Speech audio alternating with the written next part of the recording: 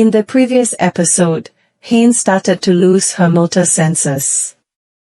She misidentifies Unsang as Hyun-woo. Then Unsang let Hain go and pretended to be Hyun-woo. Hyun-woo, who had just taken the car, lost Hain.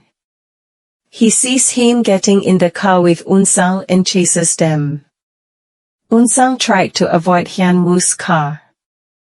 And Hyun-woo moved to another lane and blocked their car.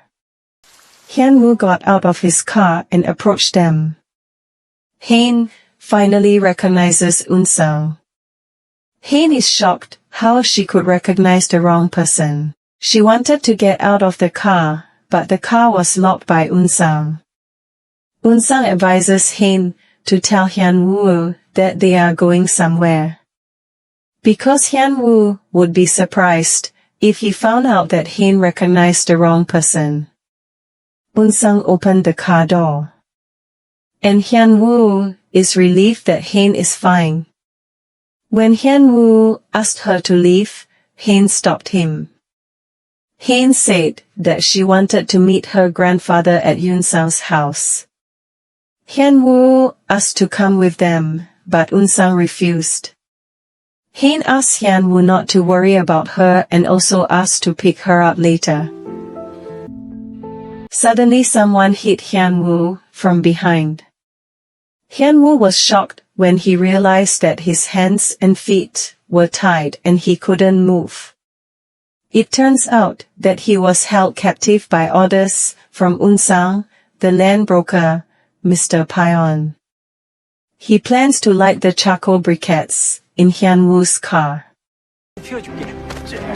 Unsang takes Hain to Hain's house first. He wanted Hain to change clothes and have dinner with him. And after that she could meet her grandfather.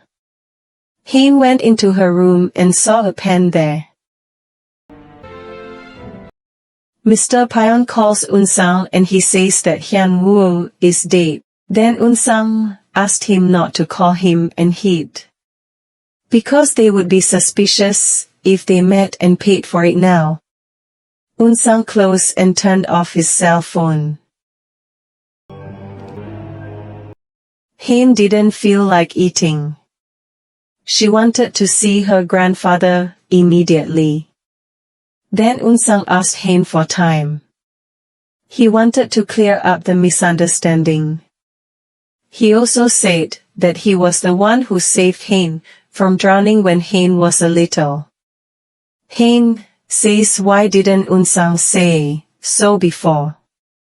Unsang still felt sad when his mother left him at the orphanage. So he asked Hain to eat with him at the table. After that Hain headed to her grandfather's room. She asked Unsang to give her time with her grandfather. She asked if her grandfather recognized her. And when Sohee came, she was angry because Unsang let Hain meet Chairman Hong. When Sohee wanted to go into the room, Unsang said that he was with her grandfather who had lost his memory.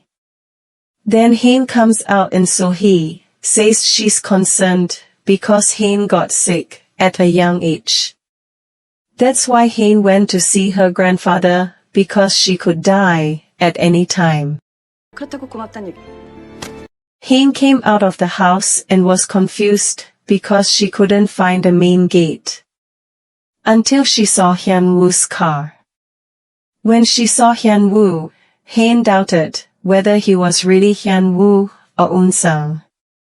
Because Hain had previously misrecognized someone. Then Hyun-woo saw her and called her. When Hyun-woo was about to hold it, Hain refused. He confirmed that he was really Hyun-woo. Hyun-woo says that he is. Hain saw the wound on Hyun-woo's forehead. Was Hyun-woo beaten?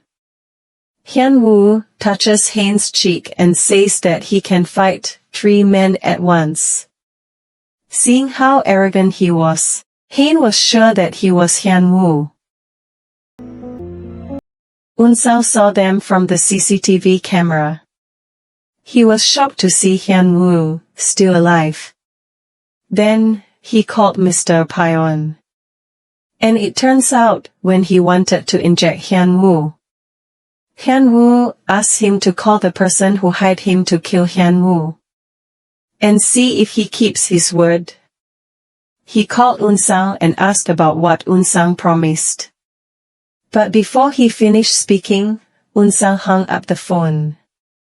And when he called again, Unseo's cell phone couldn't be reached, and he became annoyed. Then Hyun Woo said that the police were still investigating the assault case against him, and if Hyun Woo dies, then the case will become an attempted murder. And he would be accused and punished additionally for planning it. Hyun Woo scares him with a 20-year sentence for premeditated murder and runs away. Then he let go of Hyun Woo, and Unseo got angry. He threatened Unseo that he would report him to the police if Unseo didn't pay him.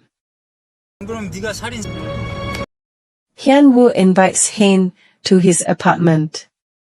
Hain was shocked when Hyun Woo suddenly picked up his scattered clothes. Hain just found out that it was where Hyun Woo lived after they divorced. Hain asks why Hyun Woo sleeps on the sofa. And Hyun Woo answered that he falls asleep easily. He falls asleep easily anywhere. Hain thinks Hyun Woo can sleep soundly after their divorce. Because his dream is to get a divorce, so once it comes true, he will definitely find peace. Then Hyun Woo explained that he wasn't comfortable at all. Because the place had hospital syndrome, Hyun Woo had a headache. And also because Hain wasn't there, which made Hyun Woo uncomfortable. Sometimes Hyun Woo wondered what it would be like to live there as a newlywed. And while thinking that, Hyun Woo thought of Hain. Hearing that, Hain felt a bit nervous and then she felt hungry.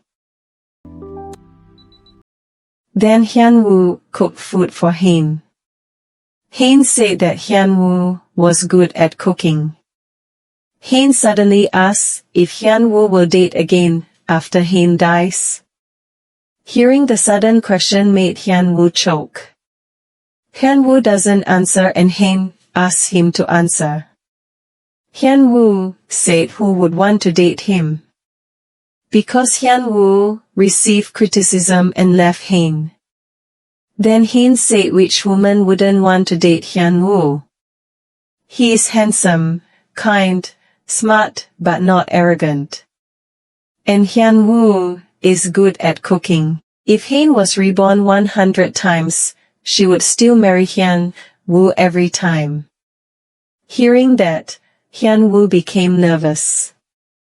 How could Hain say that without batting an eye? Hain knows how to make his heart flutter. Then Hain treated Hyun Woo's forehead. She asked how Hyun Woo could get hurt again. Hyun Woo answered that he had a minor car accident. Then Hyun Woo asked what happened to Hain's grandfather. Hain is sad because her grandfather doesn't recognize her. Hain told her grandfather that she didn't have much time. Then Hain took out a pen that could record, and she put the pen on the table. Hain told her grandfather that if there was something he wanted to say, he could record it. Only Hain and her grandfather knew that the pen could record. Dae-hae and her boyfriend argued about the golden Buddha statue that Dae-hae took from the Hong family's house. Dae-hae says that she didn't steal it, but her boyfriend doesn't believe her. He went rampage and almost hurt his child. Then Dae-hae says that the statue is in the safe and they will take it tomorrow. Dae-hae poured wine and put sleeping pills into the drink. And when her boyfriend fell asleep, Hain packed and took the valuables and USB that her boyfriend had kept. Hain saw Hyun Woo sleeping. Hain looked at him and saw the shape of Hyun Woo's eyebrows, nose and lips. Then Hyun Woo woke up and asked if she slept well. Hain answered that she fell asleep immediately. Then Hyun asked, "Do you want to sleep again?" And suddenly, he pulled Hain and hugged her to sleep beside him. Hyun Woo invites Hain to see the beautiful view. Then he made a request to Hain. Suddenly, he took out a ring and asked Hain to cancel their divorce. Then Hain put the ring on her finger. Hain said that Hyun Woo still remembered the size, but Hain took off the ring and put it in the box. Hyun Woo was confused as to why Hain wouldn't accept it. Hain said that she recognized the wrong person. She followed Eun-sang because she thought he was Hyun Woo.